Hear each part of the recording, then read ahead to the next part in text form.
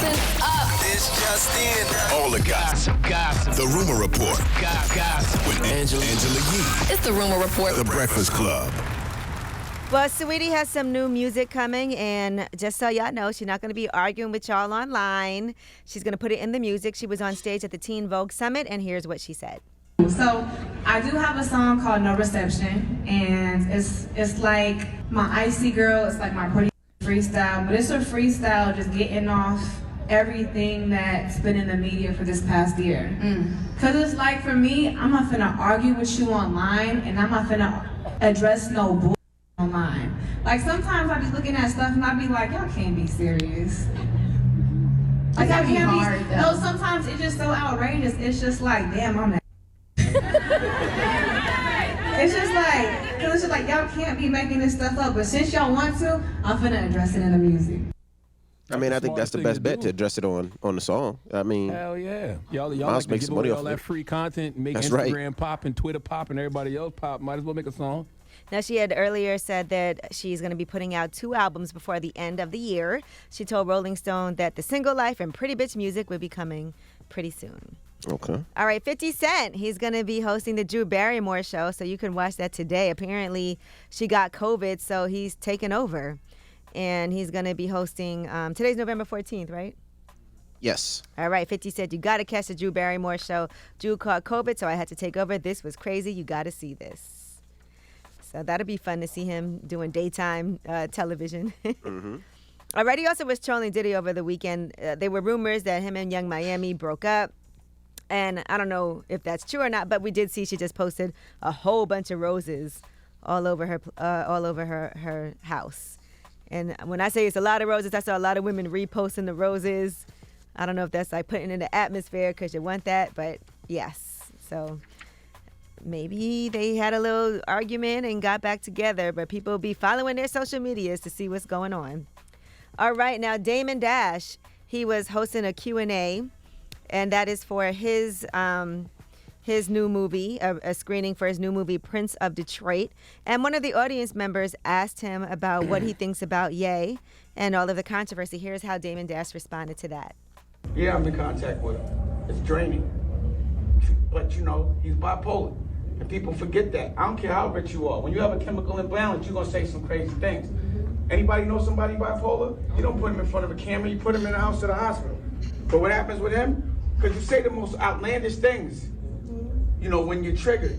And there's a chemical imbalance. And also when you're tired. It's like being drunk. But, you know, I know him. Someone bipolar with $1 billion and a whole bunch of people that don't care, it's not a good formula. You know, people should be more worried about his health than worried about what he says. Why do you listen to somebody bipolar if they tell you they bipolar? Before he says stuff that's like, you know, triggering, he premises it with like, I'm tired. But trust me, yeah, I talk to him. All right. Well, Dame's not wrong, you know, but you can't help someone until they want to get help. Like, you know, Kanye won't even accept that, you know, something is wrong. He keeps saying that, you know, he's been wrongly diagnosed with bipolar. But also there's a lot of people who are bipolar who don't say the same things that Kanye is saying, so. But I think it's different in every case because there's definitely people who are bipolar and don't want to take their medication and feel like they were wrongly diagnosed. So I'm sure in every situation it's different, and it's hard to help somebody when they won't even acknowledge that they need help. All right, now Her Loss, the collaborative album with Drake and 21 Savage. Let's talk about numbers. Per Billboard, it got 404,000 equivalent album units. Okay, so it's the 4th largest streaming week of all time for any album, by the way. So there were 513.56 million on-demand streams for that album. So congratulations to them. Yeah, congratulations to them. The album's dope, too. All right, Nas. His house got burglarized and multiple items were stolen. He does, of course, have a Ring camera. And apparently during the robbery, he was in New York for an album release party. Nobody else was at the house. And robbers allegedly made their way by smashing a rear door for entry.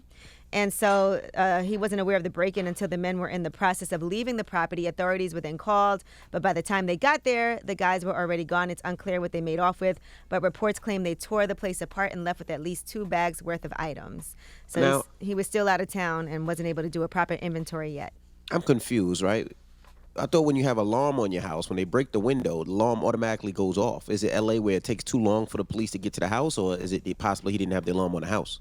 Yeah, I'm not sure. I know the Ring is a camera, and sometimes you can set up an alarm with the Ring, but the camera might just show you that this is what's happening. Mm-hmm.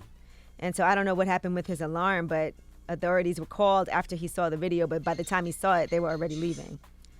All right, and Netflix's Selling Tampa has been canceled after one season. The cast is saying it's because of racism. They said we weren't given a second chance, possibly because of what we represented as minority women. Cast member Joanna Colbert thinks that's the reason. And so she said when they show us black women in a different light, when we're bickering, fighting, and name-calling, they get a season 2 and season 3. But that's not what we were displaying. I feel like we weren't given a second chance, possibly because of what we represented as minority women. Well, that's what they did show on there. They did show bickering and beefing and fighting. That's what my whole concern was before. I felt like they should have showed, those women work hard. They sell a lot of houses. I felt like they should have showed more of that side of it, like every other selling thing that they do, and they didn't. That's why I was always upset with it. So I just hope a company like a Revolt, like a BET, or even OWN, picks that show up and shows those women in the light that they should be shown. And yeah, there is always drama. There's always problems, but those women are real estate agents. They sell houses. So I would love to see that more, Revolt don't got the budget for that show. OWN, maybe. Now, Joanna also said the production company seemed to be out of touch with shows centered around African-American women. She said the expectation for them to be ready to film within an hour were unrealistic.